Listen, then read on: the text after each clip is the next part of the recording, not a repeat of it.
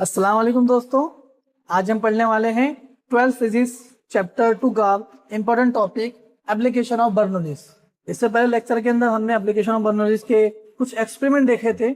यहाँ भी experiment plus derivation भी आपको साथ में है। यहाँ हमको दिया हुआ है वेंचुरी ट्यूब। देखो वेंचुरी ट्यूब क्या होता है, जब किसी पाइप में लिक्विड फ्लो करता है तो उसकी एक वेलोसिटी होती है। उस वेलोसिटी को मालूम करने के लिए, उस वेलोसिटी को मेजर करने के लिए हम वेंचुरी ट्यूब का यूज करते हैं। आइए देखते हैं कैसे। तो देखो, मान लो ये पाइप है, इसका एक एरिया है जो बड़ा है और यहाँ उसका एरिया क्या हो गया, नैरो हो गया, छोटा हो गया। अब आपने मेरा लेक्चर देखा होगा इक्वेशन ऑफ कंटिन्यूटी का।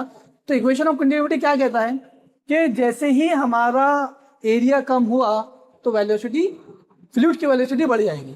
तो जैसे इसमें फ्लूइड बह रहा है, फ्लो कर रहा है और ये नैरो हो गया, तो इस फ्लूइड को अपनी वेलोसिटी को बढ़ाना पड़ेगा, क्योंकि सेम टाइम में जितना फ्लूइड आया है उतना सेम टाइम में फ्लूइड बाहर निकलेगा, उतना ही फ्लूइड बाहर निकलेगा, इसलिए उसको अपनी वेलोसिटी को बढ़ाना पड़ेगा। ओके, तो जैसे यहाँ पर हमारा वेलोसिटी बढ़ा तो क्या हो गया, सॉरी ये नैरो हुआ, हमारा एरिया कम हुआ तो वेलोसिटी बढ़ गई। फिर आपने उसके बाद का लेक्चर अगर मेरा देखा होगा जिसमें हमने देखा बर्नौलीज इक्वेशन। तो बर्नौलीज क्या कहता है कि ठीक है, अगर एरिया के कम होने से वेलोसिटी बढ़ गई तो वेलोसिटी के बढ़ने पर प्रेशर हो जाएगा कम, प्रेशर हो जाएगा कम। तो जाहिर सी बात है, देखो यहाँ हो जाएगा हमारा वेलोसिटी ज्यादा तो प्रेशर कम, यहाँ पे हमारी वेलोसिटी कम तो प्रेशर ज्यादा। मैंने लिखा भी है, देखो P1 is greater than P2, P1 बड़ा है P2 से। अब क्या होगा, जब यहाँ पर लिक्विड फ्लो करेगा स्पीड से तो यहाँ हो जाएगा प्रेशर कम, तो प्रेशर कम हो जाएगा और यहाँ का ऊपर एटमॉस्फेरिक प्रेशर ज्यादा हो जाएगा। तो ये जो नली है इसमें का जो पानी का लेवल है वो कम हो जाएगा, पानी का लेवल कम हो जाएगा। यहाँ पर वेलोसिटी कम है, प्रेशर ज्यादा है, प्रेशर ज्यादा है तो यहाँ से पानी का लेवल ऊपर बढ़ जाएगा। तो ये दोनों का जो लेवल है, इस लेवल के अंदर जो डिफरेंस है वो हमारा h है। कि दोनों का जो लेवल है पानी का, उसमें क्या है डिफरेंस, जो हाइट है वो h है। ओके, बस यहाँ तक आपको अगर समझ में आ गया तो अपना पूरा काम हो गया। अगर हमको इस हाइट, ये हाइट पता है और ये पता होंगे ऑलरेडी, क्योंकि हम लोग मेजर कर लेंगे दोनों की हाइट के अंदर कितना डिफरेंस है, हम मेजर कर सकते हैं, मेजरमेंट लगी होंगे वहां पर, तो हमको हाइट पता है। अगर हमको इधर से जाने वाला ये फ्लूइड की वेलोसिटी पता है, ये वेलोसिटी कितनी है, तो हम पता लगा सकते हैं कि यहाँ पर इस जगह पर वेलोसिटी कितनी होगी, यहाँ पर वेलोसिटी कितनी होगी हम ये पता लगा सकते हैं। तो आइए उसके लिए एक फॉर्मूला हमको डेराइव करना पड़ेगा, उसके लिए डेरिवेशन है। कैसे, देखिए हमको पता है ये equation of continuity P1 plus 1/2 rho V1 square plus rho g H1 is equal to P2 plus 1/2 rho V2 का स्क्वायर प्लस रो जी H2।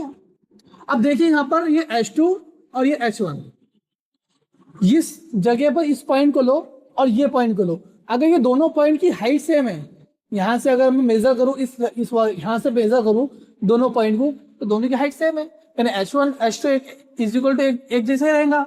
ठीक है, साथ में रो डेंसिटी भी सेम है, पानी ही है, पानी जाने के बाद में वहां से तेल नहीं निकला। ठीक है, ग्रेविटी वहां भी सेम है और यहाँ भी सेम है। जब हर चीज सेम है तो हम क्या बोलेंगे, दोनों एक दूसरे से क्या हो जाएगा, हमको पकड़ने की जरूरत ही नहीं, उसको हमको कैलकुलेट करने की जरूरत ही नहीं है। तो हमारे पास क्या बचा, फिर हमारे पास बचा P1 प्लस 1/2 रो V1 का स्क्वायर और P2 प्लस 1/2 रो V2 का स्क्वायर। अब इसमें से P2 डालो इधर और ये V1 का टर्म लेके चले जाओ उधर, क्या हो जाएगा P1 माइनस P2, क्योंकि P2 इधर आएगा तो माइनस में हो जाएगा, और 1/2 रो टू V2 का स्क्वायर एज इट इज है। हमने ये वाला टर्म उठा के इधर लेकर आए तो माइनस में हो गया।